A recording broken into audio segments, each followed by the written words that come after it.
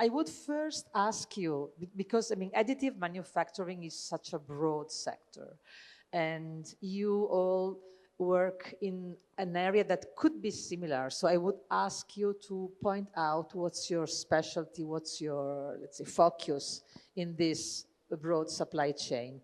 Just a couple of minutes each. So I will start with Deborah. Yes. So thank you for the introduction. So I work for the company Polymaker, which was founded in 2012. And we primarily produce filaments for FDM printers, but also we have recently been launching pellets, which are used for large format 3D printers. Yeah, I'm from Ginger Additive. Thanks for having us. Usually I start with, we make 3D printers, we make big 3D printers. The only difference is we use pellets instead of filament. We are a bit bigger. I would say we are medium size. I mean, we also have Caracol here. They're making systems which are much bigger. We have a build volume of about 1 cubic meter. Yeah, we use, as I said, we use pellets, which has the advantages. It can be much cheaper than filament, because we're basically skipping the process of turning it first into filament and then printing it again. Yeah, but in the end, we are more or less a normal 3D printer, which is but a bit bigger, and we use pellets. Thank you. I'm from MadeinAdd. MadeinAdd is our next startup. Now we are scaling up. It's a digital portal. The mainly thing is that we are a service. We don't have the machine. We have the providers, the suppliers. So it's a network, and we can easily help you to see the best way to develop your project. So the best materials, the best technology. So we can help you from scratch. Starting from an image, a sketch, or just an idea, and then work with you with the co-design, with a team of engineers, or with AI inside the platform. So we can do all the process end-to-end, so by yourself digitally, or with a team of experts, like the consultant engineer. Thank you very much. I'm from Caracol, one of the leaders worldwide of robotic, large format additive manufacturing. As we were saying, we are working with very big parts, so the smallest things we can produce is 1 meter cube up to 12 meter length, so very large additive manufacturing, let me say. Our business is producing and commercializing platform for printing large parts, both on the polymer side and on the metal side. This variety of material that we are processing allow us to produce a large categories of product targeting a large number of sectors, from creative industry, one of the reasons we are here, up to aerospace and very technical sectors. A peculiarity of Caracol is that we are not just a hardware producer, we give a turnkey solution. So we take care of the process and on the machine from each point of view, from the material up to software and customer service. Yeah, that's it. Okay, so if I had to summarize, tell me if I'm wrong, I would say that Polymaker is more materials,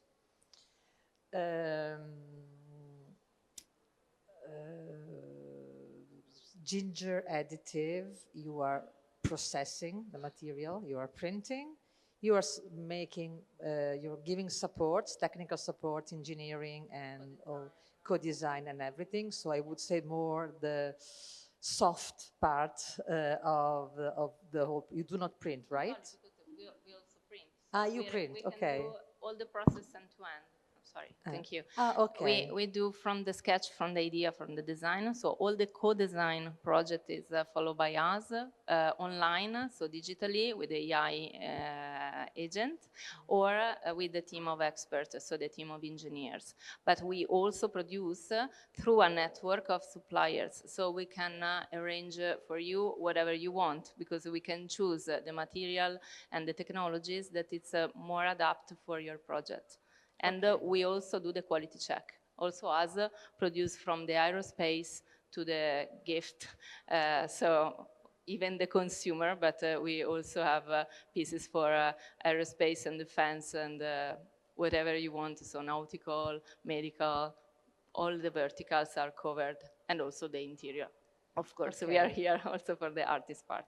So basically, like a 360-degree Exactly. platform to Exactly. support companies in using additive manufacturing for their projects. Okay. Yeah.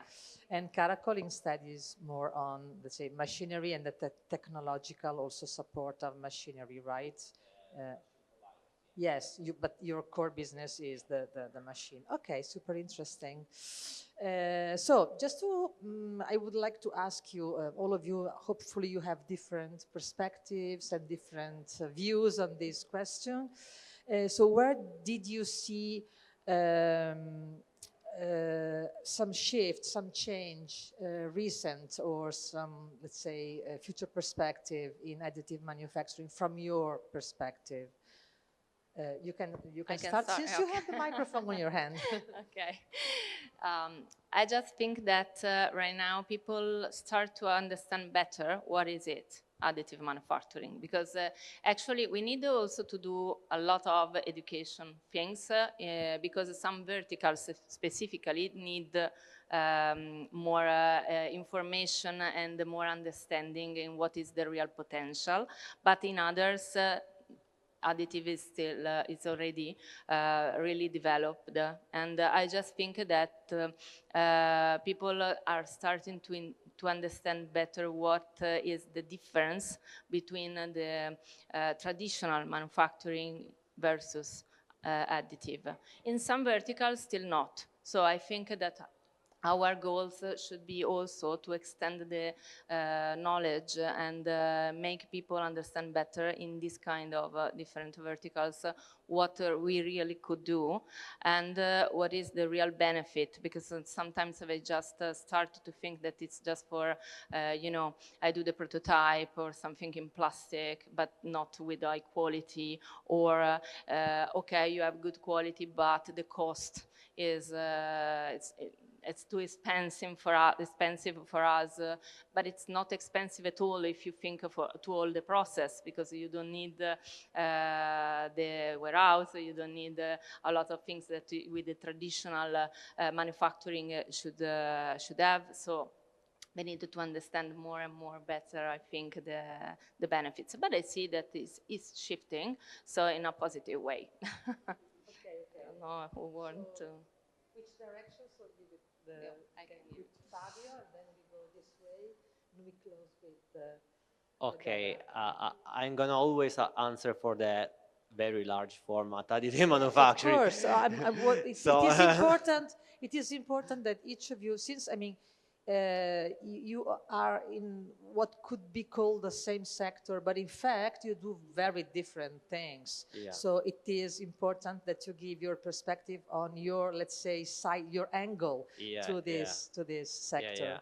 Considering that like large format additive manufacturing within additive manufacturing is relatively new, up to 2-3 years ago, it was still seen as like the way of doing in a smart way prototypes, or like pilot for project, pilot for product.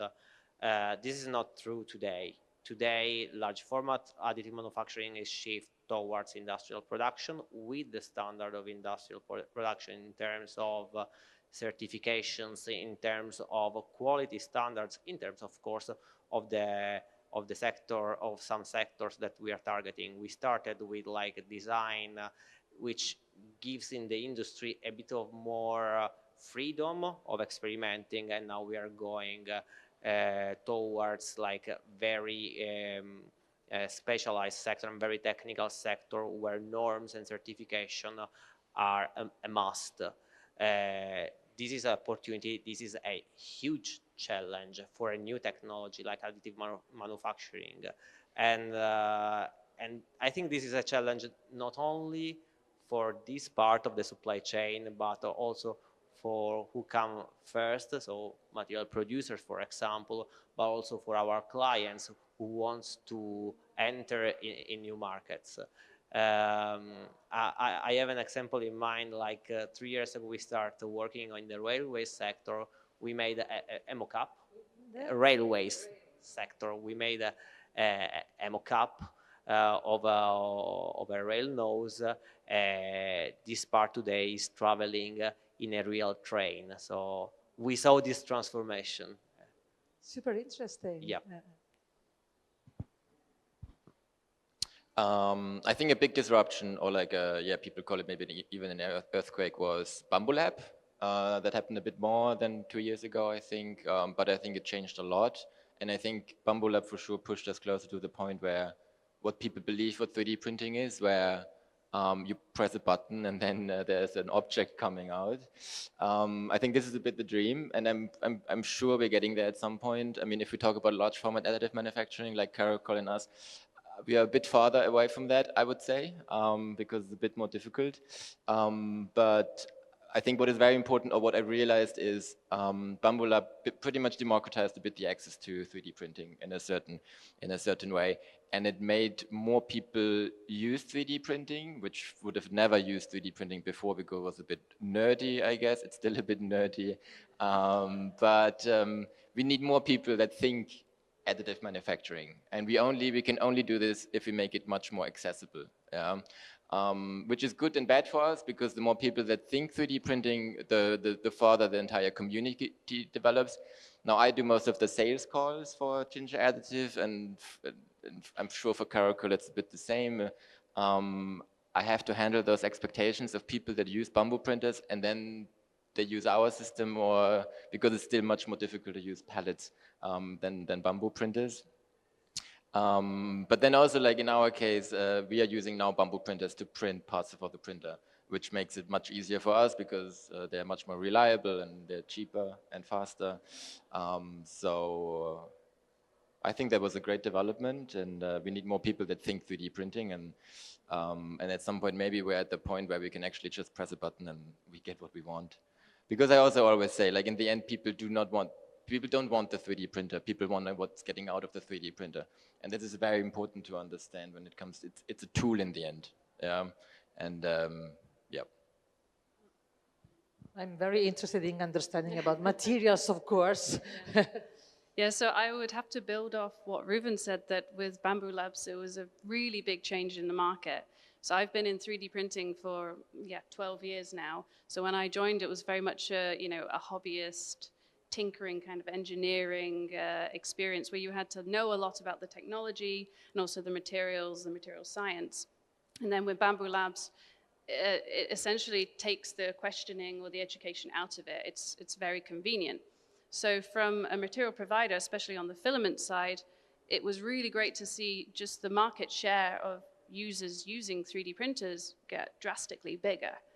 But with that also came a lot of people who did not have the prior knowledge or the inclination to learn about the ins and outs of 3D printing. So there's more users, there's also more purchases for us with filament, but there's also, we see a big difference in the understanding of using a 3D printer. And then if you flip it and look at large format additive manufacturing, I mean, if you've already mentioned, it's wildly different because it's not the same technology. There's still, some components the same, but you can't just copy paste it.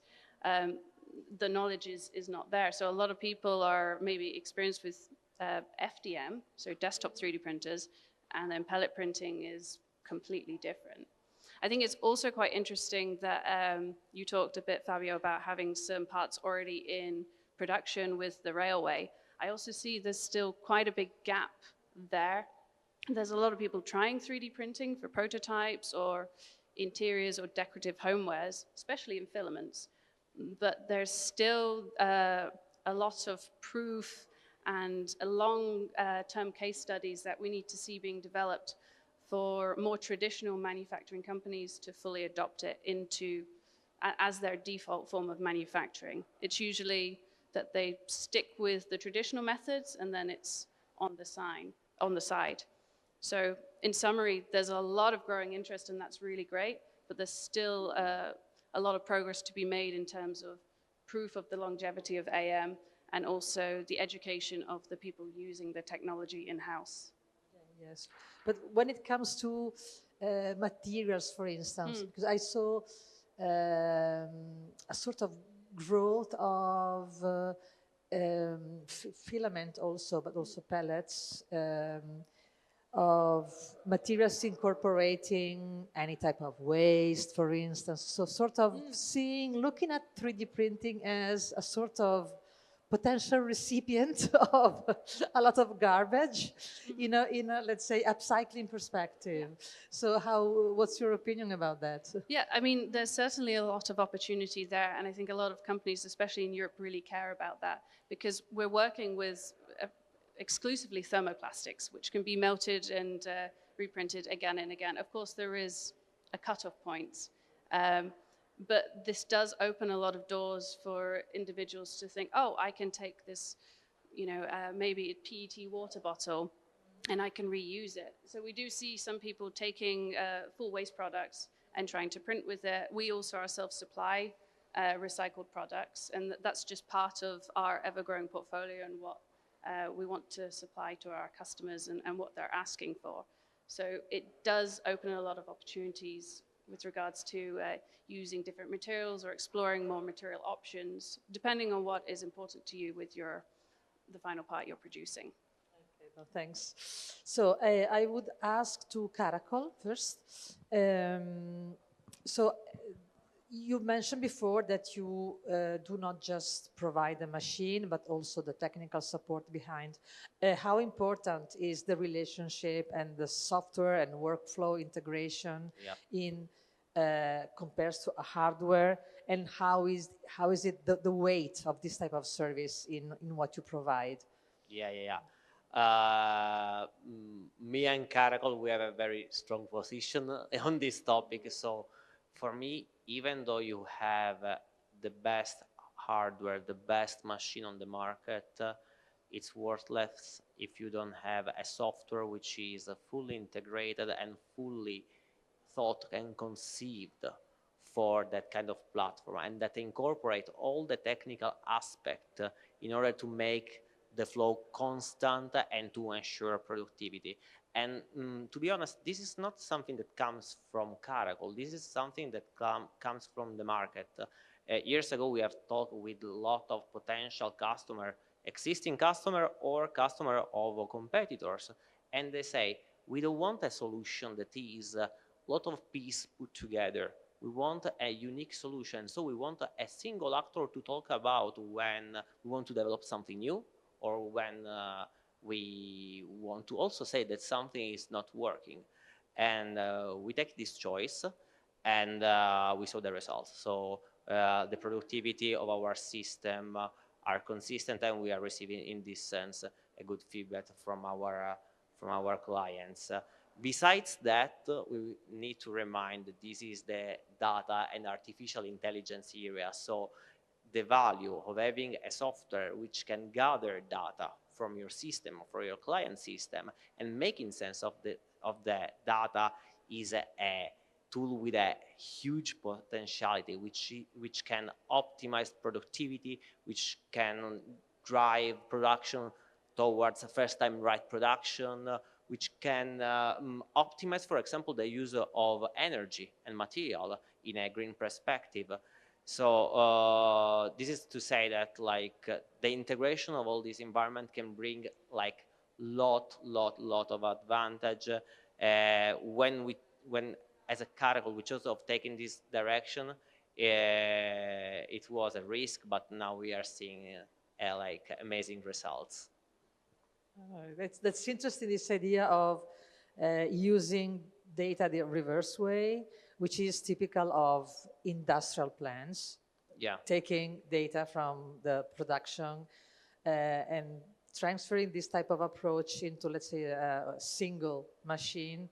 That's very, very interesting, and for sure AI will help this. Yeah. Okay, so I would ask you, when it comes to MadeinAdd, you mentioned before that, of course, you provide end-to-end solutions. So who are your typical clients? I would say, if you have any typical client. This is a very amazing question because we can have whatever you can imagine of client because we are across verticals and we have we manage from the aerospace and defense pieces with of course very sophisticated projects. We cover automotive, we cover interior, we cover also the professional or the consumer because they can use the platform too. So if I have to mention my, let's say, perfect client should be, I think, maybe a small business or a big company. Small business that maybe are not just so strong in additive, so want to grow up, understand better, try the technologies, understand the benefits, and go ahead with its business in terms of growth. A big company that already has maybe also the machine, but would like to experiment and need some guys that can handle maybe different projects, experiments, or do some prototype in different materials. So just to start with something that it's not manageable, but could be a new project, a new co-projection, co-design in terms of consultancy, and then understand through our service if that kind of production could be then a new series or a new production product that actually they don't manage or they couldn't invest in just because they want before try a different ways. So this could be maybe our target. Okay, then we manage everybody, but yeah, of course. But in so terms of whatever we industries, you are very cross-industry, right? So yes, you mentioned, yes, exactly. well, you mentioned aviation, no? Yeah. Yeah, and automotive, Automotive, and furniture, nautical, fashion medical, also? fashion, Oh, everything, fashion is interior, interesting. also artists. We also produce statue or interior projects. So really a lot of things. We covered a lot of verticals. But I think that in our mission, the thing is to understand the need of the project, of the clients, and make them understand the best way to reach out to the solution with the best technology or the best materials ever. And this is our strength.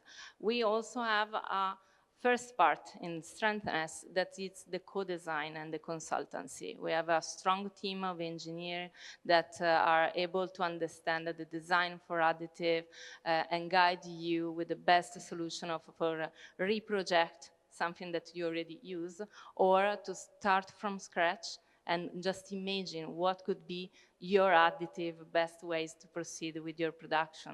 And I just think that also this part is important. We are also working with robotics, manufacturing, medicals, really everything. So it's different to say. Okay, thank you. So ginger. No, I like the ginger name. It's one of my favorite spices.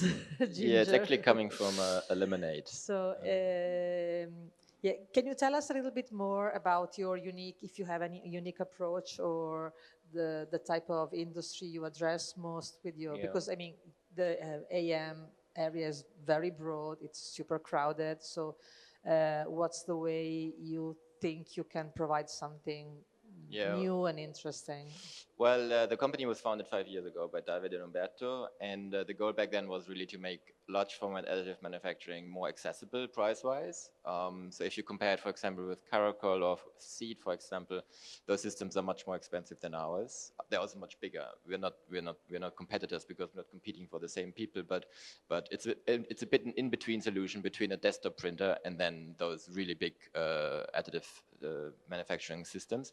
In the beginning, currently we're selling selling the machine for 20K, which is much cheaper than comparable systems. We did democratize a bit the access for, especially for smaller companies like design agencies, for example, for smaller designers, architect studios, where it makes no sense. Like if you print a chair or like a table in this size, it makes almost no sense to print it on a robotic arm. Just because of all the cost of maintenance, and you need someone who's running the arm, depreciation, and so on. Yeah, we have a lot of designers working with our system. Then what we also realized, and where Caracol is completely right, it's not about the hardware, just the hardware. We need to consider the materials, which is extremely important. I think what people underestimate a lot. Material knowledge. Especially when it comes to pellets, because drying is a very essential part, while filament usually comes sealed and vacuum sealed. So material knowledge. What we do, for example, is we deliver our machine with material profiles. So we work together with Polymaker, for example, but also with other companies, because we realize when I talk to those designers, as I said, they don't really care about 3D printing, they care what's coming out of the 3D printer, and they care even less about the material they have to use. They want it to be shiny and transparent, and they want the color, but it's just not the approach. You have to make a nice print. So we deliver the machine with the material profiles. We also develop our own slicer right now. Well, it's based on Orca slicer, and because what I usually tell our clients is 3D printing is happening on the computer. As soon as you send the file to the 3D printer, it's already too late. It will either work or it won't work. So important work is happening on your computer. It's happening when you choose the material. It's happening when you design. And this is actually something which is happening completely outside of 3D printing, design for additive manufacturing. If you don't understand that, and this is why there are platforms like MadeinAdd where they help you service-wise, this is an incredibly important step. And we are, coming back to what I said about Bamboo Lab is pushing us closer to the point where you press a button and you get an object. I think all of the companies have to go into this direction. You have to consider the hardware, the software, and the materials, and then it's a lot of education. Still.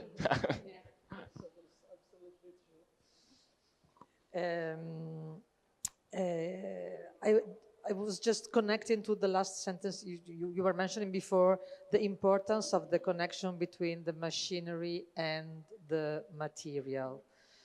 Because in my mind, I always have this connection that material goes with that machine. So while producing materials, how is your relationship with machine manufacturers, and what's the interaction you have with machine manufacturers in order to provide them with the best material possible? Yeah, so it really, it does depend a little bit on which technologies you're looking at. So with filaments, we have a lot of consumers who are purchasing very easy thermoplastics like PLA. That's probably 80% of what our consumers are using. And that's a very easy material to work with, and it runs on a lot of different systems. So that's pretty straightforward. But when you're getting into any, so if we take the final product you want to produce, like if it's a table or something engineering-wise, you have to always very carefully look at the performance you want to achieve, and then what polymers or fiber reinforcements you might need to have in that to achieve those end goals. And then how that interacts with the technology can vary drastically. With filament printers, you might need to be able to reach certain temperatures, or you might need a heated chamber. And then that also bleeds into large format additive manufacturing, because as mentioned before, the printing process is not exactly the same. We don't have some of the bells and whistles you have on a desktop 3D printer to cool the print or control certain movements of the nozzle. So then the material, in some respects, can do some of the heavy lifting. Not all of it. I mean, as has already been touched upon, it is really a combination between the hardware and the software. None of us can do what we're doing without working with each other. So for Polymaker, our partnerships are really, really important, especially with hardware providers such as Ginger Additive and Caracol, because we only want to produce materials that we already know will work on different systems. It's leading more towards what Ruben said about the press and getting a result experience. So all of our materials are pre-qualified and tested, or we have the presets already built in. And in some cases, we also work together to make sure that our materials are further optimized to achieve whatever applications we think the customer might use those materials for. So I would say, in a nutshell, it's hugely important, our partnerships. The materials can go so far and achieve a lot of things because they are the foundations of what the final product is, but how you get there is done through partnerships. And coming back to you, just to understand the size of, you were mentioning before that Caracol, you mentioned that you start from 1 cubic meter upwards to, while instead you are more into printing something that has, like, let's say, more smaller size. Yeah, I mean, the normal desktop printers, they usually go up to 50 centimeters in each axis, and then there is the bigger systems. It's a good question. So we are just at the boundary of being too big that normal people can place the printer somewhere. So I don't think there is one 3D printer, one of our 3D printer, which is based in a residential home. So it's actually quite a restriction. So I get a lot of questions about how big is it, how much space do I need to operate it, but it's not just like, you're not just going to put the printer somewhere and then it's done. You need to operate the printer. So it's for us a bit, this is what we found, what is the sweet spot between what people want to do with it. Yeah, and traditionally we mostly work with designers and creative people, so a lot of furniture, and also what makes sense in terms of size restrictions. And this is how we ended up at one cubic meter in the end. Okay, I was asking about the collaboration among various players, which is something that you already partly answered to, but I would like also to have your perspectives on that. In the supply chain of additive manufacturer, we have here, let's say, engineering, materials, machine manufacturers, and also the client. So where do you see that collaboration is most valuable in this supply chain? Yeah, I mean, an easy one is Polymaker and us. What I usually say is, like our printer without materials is useless. And the more printer we sell, the more materials they can sell, especially if our printer is delivered with material profiles. Now, as a service, I'm sure your MadeinAdd has, I'm sure there are requests for bigger prints, and some we can serve, some maybe Caracol can serve. Yeah, I mean, as I said in the beginning, Caracol and I think it's very important that we exist both in terms of size, because, yeah, as I said, we're not really competitors, we're not competing for the same clients, different use cases as well, slightly. There might be a small gap, yeah, where people are just in between this 1 cubic meter, where people are like, oh, okay, I need something which is 1 meter 10. I get that a lot, and they're like, can you make the printer bigger? I was like, no way, not possible. Go to Caracol. Yeah, but they're also going to be like 1 meter 10. They're going to be like, no, it's not perfect. So there is I think, like a small overlap of problematic sizes, and yeah, but I think like we need to, if someone is going into 3D printing and wants to cover the full spectrum, then they need a Caracol and a Ginger and smaller ones. For us, it's important for all the supply chain because, of course, we start from the design, but then we have material, technology, the format. So I can say that there is one of the piece of the chain that is not important as the other, because of course it's an ecosystem, and I just think that it's important for all of us to understand how the trend is going, how the customers are moving, what are they asking, and be sure to give them an easy access to the technologies, an easy access to understand better what they want, and the best way they could realize their projects. And this is the result of a good collaboration between of us. I just think that if I needed to do something with Caracol, or just ask the Ginger, or I need a specific material or new trends in materials like Polymaker that can do, it's important for us to know about each different players and be sure that we can guarantee also a good cooperation between us in order to give the best solution to the customer. I think that is the point. Okay, so for sure, an aspect that I see as like crucial collaboration among all the parts within the supply chain, and we have already mentioned it, is innovation. So as machine supplier, we are owning a piece of information, a piece of knowledge, which needs to be integrated with like material specialties, also other machine manufacturing specialties and service to understand like from one side like the technical part related to material, and from the other side what the market is asking, where should we like innovate. And as Deborah was mentioning, there are like some real example that we are also conducting with Polymaker in this direction. Besides that, I see also, I must say, unfortunately, also another aspect where now the collaboration with all these realities is crucial. We are living in a world that is very unstable right now, and supply chain is absolutely unstable. There are like tons of disruption each day, and collaboration, partnership, and just communication within all the actors in the market is the way to survive in this uncertainty. Considering also that like additive manufacturing was really born 15 years ago, so we don't have like the big shoulders that like a big company has. So communication and like working together to make to deliver to our clients a good service is a crucial point right now. Okay, so since we are talking with you, can you mention one case or some case studies where you feel that additive manufacturing is much better than any other option? Okay, I do have an example. I will use an image just to, because every time I try to explain what is this product is not easy.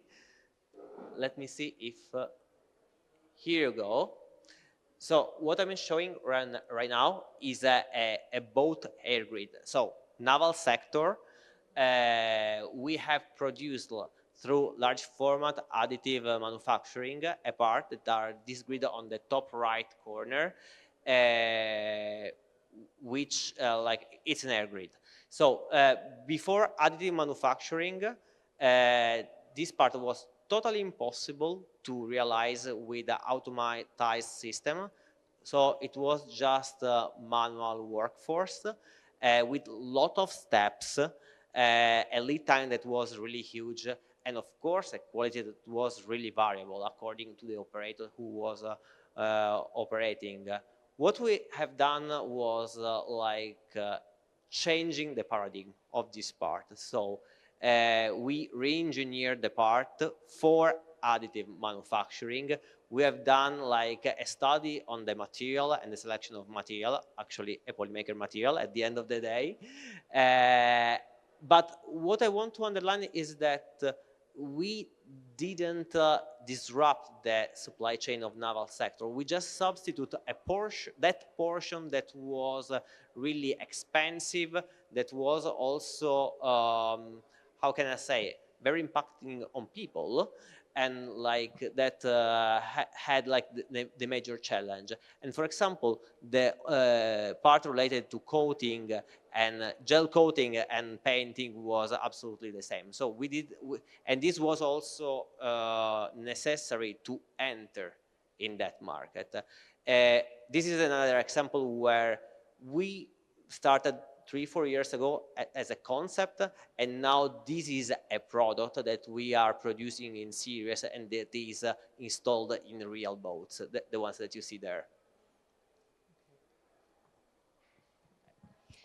There are many, many examples.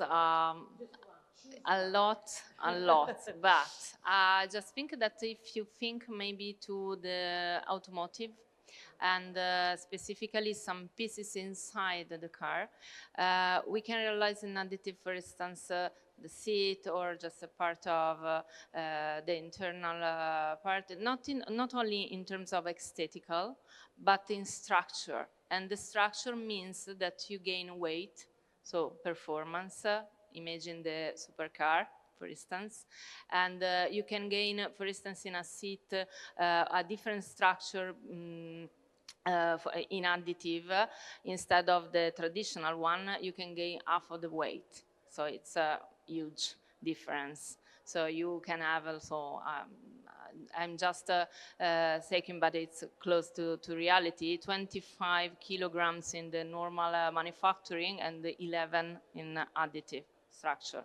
So this is just an example, and there are really many in this kind of way. So think to aircraft and nauticals, whatever. And if you gain not only in aesthetical, but also in terms of weight and the geometry, you can obtain some pieces that could be just a part of the entire project, but gain weight and performance in that specific pieces. I think that is the best way to give an example of what it is, because they are all covered by NDA, so I can tell you specifically which ones, but I think they are the most impactful when you talk about this part. Yeah, because one of the things that's one of the problems of additive manufacturing sometimes is price compared to some traditional printing processes.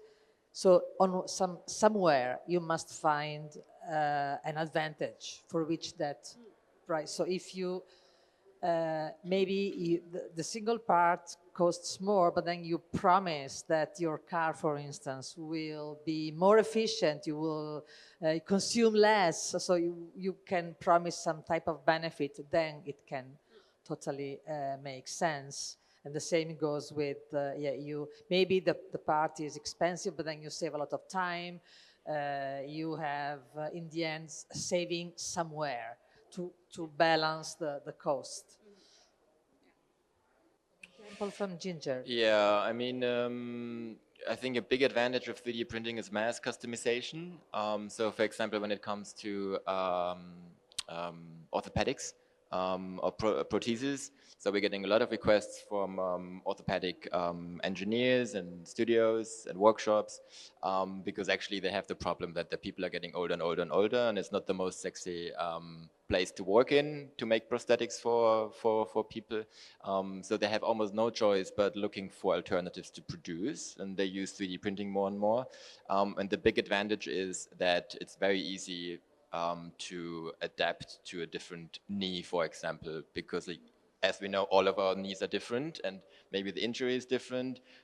So you have to be very specific. And that was a process, well, it's still the same process in many cases, but you have to go, you do a first fitting, it's handcrafted afterwards, they make a first prototype, you come back, and that's expensive, first of all, and second of all, as I said, the people are getting older and older, and are being now, they're replacing themselves pretty much with 3D printers. And I think as soon as it comes to anything on a human scale, if it's like a cushion for a wheelchair, if it's like a brace, in medicine, if we talk about medicine, 3D printing is great. Yeah, our use case is prosthetics, and yeah, I think that's a beautiful use case for 3D printing. Deborah. Yeah, so I think everyone's made very, very strong points of why AM can be an advantage. And I think my example I would list is actually some of the case studies we have today at STECA 3 in collaboration with Caracol and Ginger Additive. So that falls into the more design and interiors side of where AM can be useful. But the core reasons why it's a huge advantage there, there's quite a few. But firstly, if you're looking at maybe prototyping one design, or if you want to start producing batch pieces, the initial costs for getting it, say, injection molded are really high for small designers. So a lot of small companies just do not have those kind of funds to start. So it opens the doors to a lot of designers to begin. In fact, yeah, the Ginger Pavilion is a very good example with Zina, who works at Ginger Additive. She is an architect by trade, so she's had the opportunity to actually take her skills and produce something without being these massive overheads. Reuven also touched a little bit on customization. When that comes to design and AM, you also can connect up with other different technologies such as 3D scanning or modeling, which can translate directly into models that you can 3D print. So then that unlocks a whole load more of opportunities where AM is the best technology to use in that case. And intrinsically, AM is also very, can be low waste, because you're only printing the material you need, or if you are subtracting any away, it's a small amount. So then for anyone working within these industries that want to be more sustainable or conscious of the costs, we talked a little bit about that, then AM can also offer a huge advantage there. So that's super interesting, because you mentioned 4 cases that are both, all of them are super valuable and give a different angle on why AM makes sense and where there can be also economy of scale and whatever. So last question, what a suggestion for anyone that would like to approach AM, so why they should do, and a motivation reason, rationale for them to approach additive manufacturing, very short. My advice would be that when you're looking from the outside in at additive manufacturing, it can seem like the solution to everything, that it can do all these things, and the expectations can be very high and almost, well, unrealistic. So I would say look at how the technology can solve the problems you find within the work you're doing, whether you're trying to cut costs or if you're trying to iterate a design quickly, and then see how you can apply that to best support yourself, as opposed to just buying a printer and figuring it out along the way. I would also say that, you know, on the panel today, we have so many experts in the industry, whether it's materials, hardware, service, connecting the dots across different industries. So utilize those experts, because we're all wanting to work together to make AM something that's more the standard in manufacturing. And we're all willing to work together and to support whoever is interested in trying it out for the first time. Yeah, I would say as a hardware manufacturer in Europe, choose Europe, choose European products, but not also if you buy a printer, because like, of course there are excellent printers outside of Europe, but also if you think about producing, because it makes no sense to have robots, because what we are doing is robotic manufacturing. It makes no sense having robots somewhere overseas producing if you can produce them first maybe with a service partner, or then at some point internally. And I think, as we said in the beginning, I think Bambu Lab is not a European company, but Bambu Lab makes it really easy to start, because like you can get a small Bambu Lab for 200 euros, and we're almost there where you can press a button and you get your 3D object. So I think it's quite easy.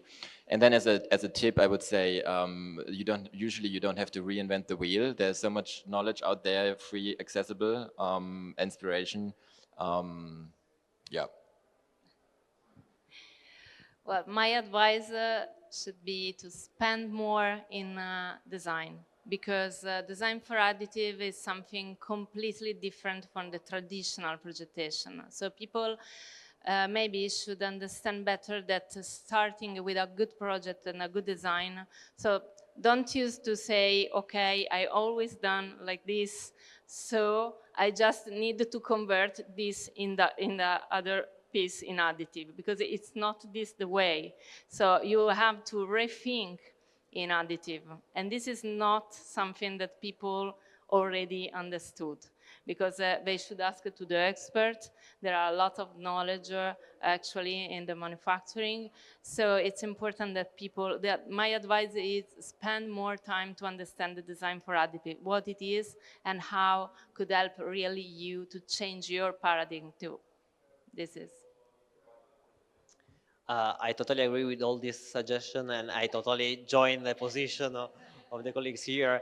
I really like the suggestion, Camila, and my suggestion would be particularly for those who comes from like the traditional manufacturing of abandoning the paradigm that like are typical of other technology, and let me say trusting the process of transformation. So trying to see the product, the design, the manufacturing process, also the quality analysis in another perspective with other tools, because additive requires a totally different approach, totally different tools.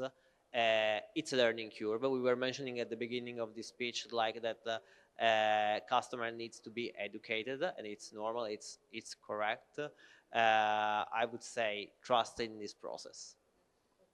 I will keep all these suggestions for me when I'm asked to provide suggestions when it comes to additive manufacturing. So thank you very much for your very precious insights on this field. And yeah, hope to see you again next year. Thank you. Enjoy.